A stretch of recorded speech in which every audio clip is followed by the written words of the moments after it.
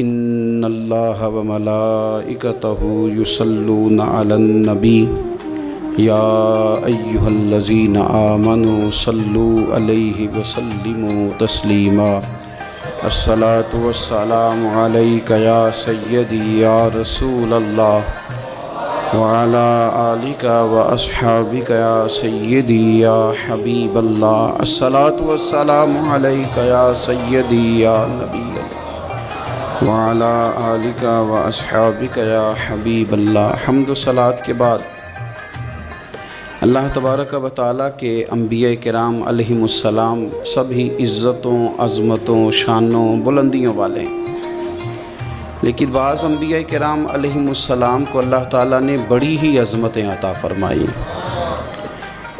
ان ہستیوں میں جد الانبیاء، ابو الانبیاء حضرت سیدنا ابراہیم خلیل اللہ علیہ السلام، اللہ تعالیٰ نے بڑی شانوں سے نوازا، بڑی عظمتوں سے نوازا، بڑی بزرگیاں عطا فرمائیں۔ قرآن پاک میں جگہ جگہ اللہ تعالیٰ نے حضرت ابراہیم علیہ السلام کا ذکر فرمایا ہے۔ اللہ تعالیٰ کے وہ کتنے پاک پیغمبر ہیں اور کتنے وہ اللہ کے محبوب ہیں، کتنی ان کی اللہ کی بارگاہ میں قدر ہے کہ اللہ تبارک و تعالیٰ نے ان کی زندگی کی بہت ساری چیزوں کو، ان کے بہت ساری باتوں کو قرآن حکیم کی زینت بنایا۔ ہمارے ہاں بہت سارے لوگ بلندیوں پر پہنچنا چاہتے ہیں، قیادت کرنا چاہتے ہیں، لوگوں کی رہنمائی کرنے کا ارادہ رکھتے ہیں، لیکن وہ کہتے ہیں کہ ہمیں نا رستہ بالکل ہموار ملے اور بڑی جلدی سے ہم منزل تک پہنچ جائیں۔ حضرت ابراہیم علیہ السلام کی مثال دے کے میرے رب کریم نے قرآن مجید کے پہلے سپارے میں ہمیں سمجھایا، فرمایا بلندیاں، عظمتیں، امامت، درجات، قیادت، رہنمائی، مقتدا ہونا، اس کے لیے کچھ آزمائشوں سے بھی گزرنا ہوتا ہے، کچھ پک ڈنڈیوں سے بھی تمہارا گزر ہوتا ہے، کچھ راستے ترچھے ٹیڑھے بھی ہوتے ہیں، ان سب سے ہو کر کے آؤ گے تو پھر اللہ تبارک و تعالیٰ تمہیں وہ عظمتیں عطا کرے گا۔ قرآن مجید پہلا سپارہ سورہ بقرہ کی آیت نمبر 124 میں اللہ کریم نے فرمایا، بڑے بڑے سخت لوگ امتحان لینے والے ہوتے ہیں، اور ان امتحانات سے گزرنے والے لوگ کہتے ہیں کہ یہ جو شخص ہمیں ملا تھا یہ بڑا سخت تھا، اس شخص کی تو شان دیکھیں نا، اس کا بھی تو مقام دیکھیں جس کا امتحان خود رب کریم نے لیا۔ اور فرمایا وَإِذِ ابْتَلَىٰ إِبْرَاهِيمَ رَبُّهُ بِكَلِمَاتٍ فَأَتَمَّهُنَّ، فرمایا آزمایا تمہارے رب نے ابراہیم علیہ السلام کو کچھ باتوں سے، اللہ نے آزمایا، فَأَتَمَّهُنَّ، وہ اپنے رب کی آزمائش پر پورے اترے۔ اللہ نے آزمایا، اس طرح آزمایا، کبھی تو انہیں نمرود کی جلائی ہوئی آگ میں جانا پڑا، کبھی انہیں بڑے سخت قسم کے مناظروں مباحثوں سے گزرنا پڑا، کبھی اپنی قوم کو سمجھانے کے لیے انہیں بڑے کٹھن اور اہم پیچیدہ سوالات کے جواب دینے پڑے، کبھی انہیں ہجرت کرنی پڑی، کبھی انہیں اپنی بیوی اور اپنے نونہال بیٹے کو وادی غیر ذی زرع میں چھوڑ کے آنا پڑا، کبھی شریعت کے سخت احکامات کی پابندی کی، رب کہتے ہیں میں نے آزمایا، فَأَتَمَّهُنَّ، پس وہ پورے اترے، قَالَ إِنِّي جَاعِلُكَ لِلنَّاسِ إِمَامًا، فرمایا بے شک میں آپ کو تمام انسانوں کا امام بنانے والا ہوں۔ اب اللہ تعالیٰ نے ان کے لیے امامت کو رکھا، آپ کو تمام انسانوں کا امام بنانے والا ہوں۔ بڑی پیاری ہوتی ہے اولاد، بڑا شوق رکھتا ہے انسان اپنی اولاد کی ترقیوں کا۔ رب کریم نے فرمایا ابراہیم آپ کو امام بنانا چاہتا ہوں، قال ومن ذریتی، کہا یا اللہ میری اولاد میں سے بھی، قال لا ینال عہد الظالمین، فرمایا میرا وعدہ ظالموں کو نہیں پہنچتا۔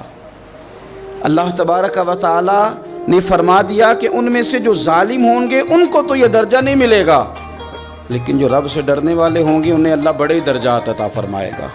اللہ تعالیٰ نے ان کی نسل میں امامت کو اس طرح رکھا، حضرت ابراہیم کی اولاد میں امامت کو اس طرح رکھا کہ رسول پاک صلی اللہ علیہ وسلم کو بھی ان کی اولاد میں پیدا فرما دیا، ان کی اولاد میں پیدا کر دی۔ تمام انبیاء کرام علیہ السلام کو ان کی اتباع کا کہا، لیکن پیچھے حکمت کیا بیان کی؟ وَإِذِ ابْتَلَىٰ إِبْرَاهِيمَ رَبُّهُ بِكَلِمَاتٍ، پہلے اللہ نے جناب ابراہیم کو آزمایا، یاری تیری سونا ہے پر ازمائشاں بھی تیریاں اگ، اے سونا پرکھیا جامدائی پہلو نہ لگاں دے لگ۔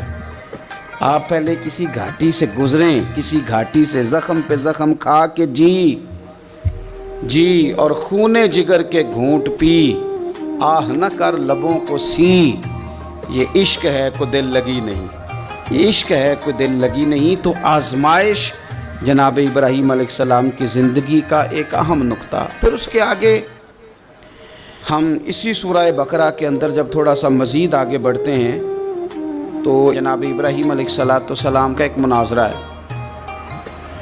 احقاق حق، کلمۃ الحق۔ کلمۃ الحق کرنے کے لیے جناب ابراہیم علیہ السلام نے اعلاء کلمۃ الحق کے لیے بہت بڑا کردار ادا کیا۔ نمرود جیسے بادشاہ کے سامنے کھڑے ہو کے، اس کی حکومت ہے، اس کی طاقت ہے، اور وہ اس نشے میں اتنا مست ہو گیا ہے کہ معاذ اللہ اس نے خدا کہلوانا شروع کر دیا ہے۔ اس کے دربار میں کھڑے ہو کے اس کے ساتھ گفتگو کرنا اور اس کے سوالات کے جوابات دینا، اللہ کے پیارے محبوب علیہ السلام نے فرمایا افضل جہاد ہے ظالم بادشاہ کے سامنے کھڑے ہو کے حق کی بات کر دینا، یہ افضل ترین جہاد ہے۔ یہ بھی ایک مناظرہ ہے، احقاق کے حق کے لیے نا بحث کرنا، مناظرہ کرنا، یہ تو کتاب و سنت میں موجود ہے، لیکن کریں گے اہل علم۔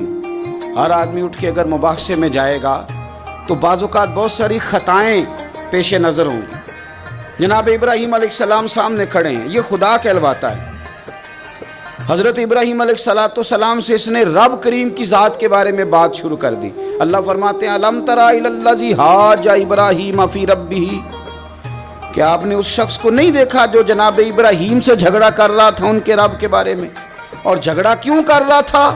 اس لیے کر رہا تھا کہ ان آتاہ اللہ الملک، اللہ نے اسے بادشاہی جو عطا فرمائی۔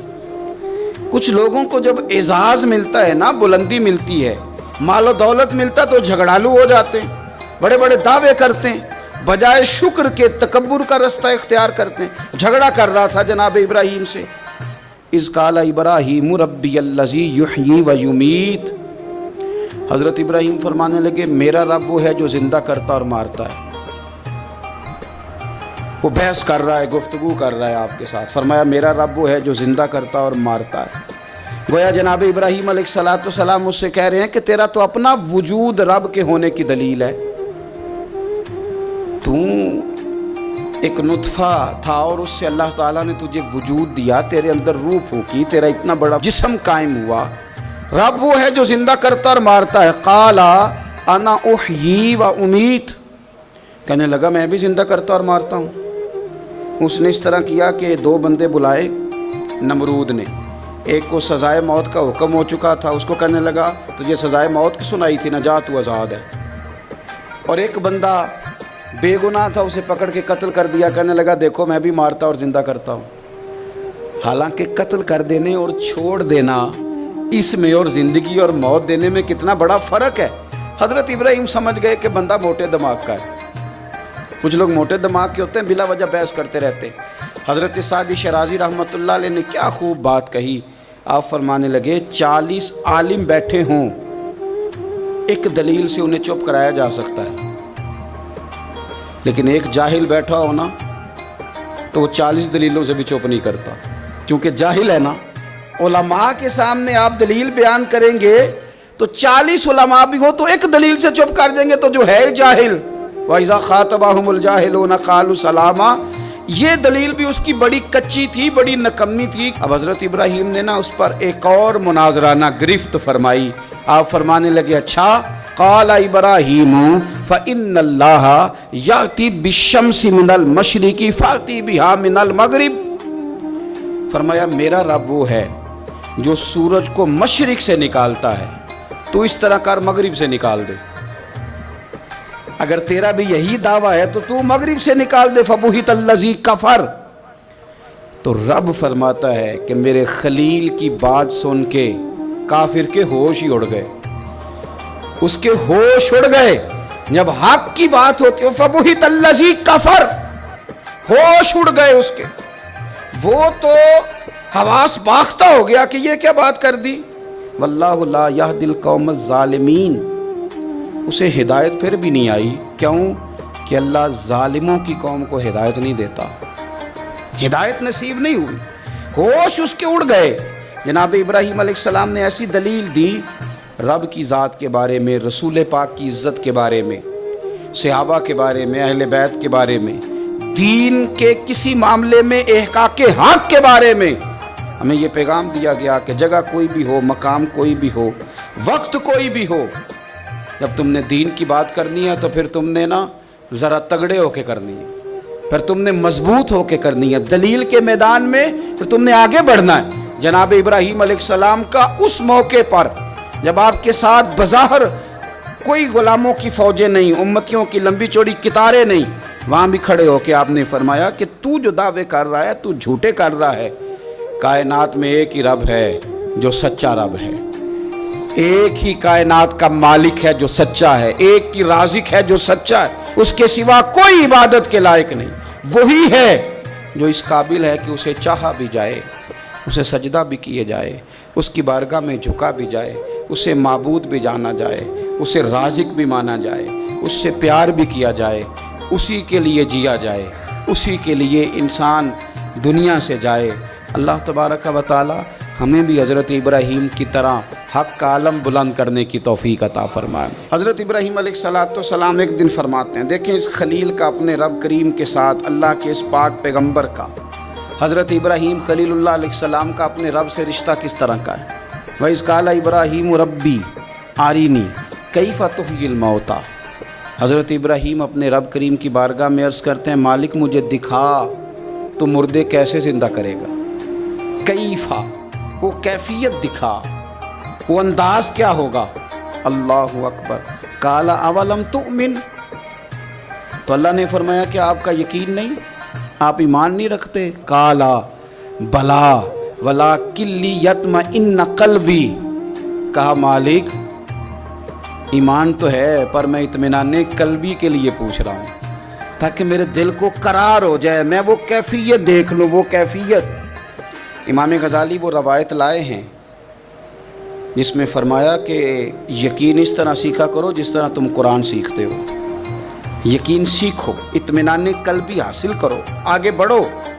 اگر کسی جگہ تم سمجھتے ہو کہ تمہیں کچھ سوالوں کے جوابات کی ضرورت ہے تو وہ تلاش کرو، لیکن یہ کہ اطمینان قلبی، مالک مجھے دکھا، تو میرے مالک نے کیا فرمایا، قال فخذ اربعۃ من الطیر، کہا 4 پرندے لے لیں آپ، فسرہن الیک، پھر انہیں اپنے ساتھ مانوس کر لیں، ثم اجعل علی کل جبل منہن جزءا، اور پھر ان کا ایک ایک ٹکڑا نا مختلف پہاڑوں کے حصوں پہ رکھ دیں، ہر پہاڑ پر ایک ایک ٹکڑا رکھ دیں۔ 4 پرندے لے لیں، 4 پرندے لے لیے حضرت ابراہیم نے۔ مفسرین نے لکھا ہے مور تھا، کبوتر تھا، کوا تھا، مرغا تھا، 4 پرندے لے لیے، آپ سے وہ پیار کرنے لگے، مانوس ہو گئے، پھر ان کو اللہ کے حکم سے ذبح کیا، کھال اتاری، ان کا قیمہ بنایا، گوشت کو آپس میں مکس کر دیا، پھر ان کو مختلف پہاڑوں پہ رکھا ایک ایک جز، پھر فرمایا ثم ادعوہن یاتینک سعیا، پھر آپ نہ وہاں رکھ کے ان کو بلائیے، وہ آپ کی طرف دوڑتے ہوئے چلے آئیں گے۔ ان کا قیمہ بنا دیا، گوشت مکس کر کے جناب ابراہیم نے مختلف پہاڑ کے حصوں پہ رکھا، پھر آواز دی، جس کا ٹکڑا تھا وہ وہاں سے چلا، جس کے پر تھے وہ وہاں سے چلے، وہ زندہ ہوئے اور 4 دوڑتے ہوئے جناب ابراہیم کی بارگاہ میں حاضر ہو گئے۔ اب میرے رب کریم نے فرمایا وَعْلَمْ أَنَّ اللَّهَ عَزِيزٌ حَكِيمٌ، جان لو کہ اللہ تعالیٰ سب سے غالب حکمت والا ہے۔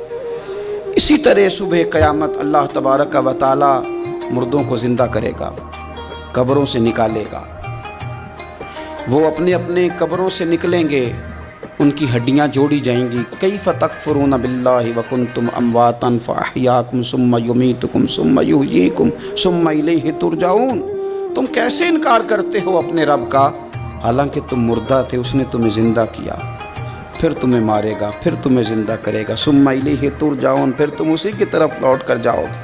صبح قیامت وہ کھڑا کرے گا۔ جناب ابراہیم کو وہ نقشہ دکھایا گیا، فرمائے اس طرح قبروں سے نکالا جائے گا، اس طرح جمع کیا جائے گا، اس طرح رب کی بارگاہ میں پیش کیا جائے گا۔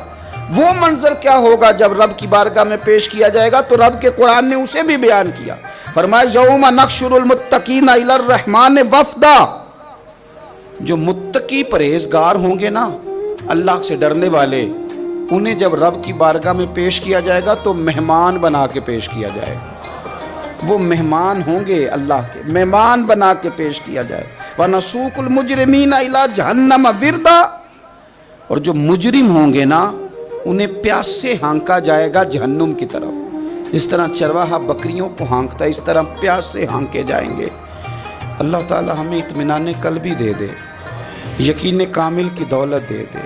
اللہ ہمیں سمجھ دے دے کہ ہمیں صبح قیامت اٹھنا ہے، مالک کی بارگاہ میں کھڑے ہونا ہے، اللہ کے حضور حاضر ہو کے ہمیں اپنے اعمال کا حساب دینا ہے۔ اے اللہ، حضرت ابراہیم خلیل علیہ السلام کے یقین کامل کا صدقہ ہمیں بھی یقین کی دولت عطا فرما۔ آمین۔ آخر دعوایا ان الحمدللہ رب العالمین۔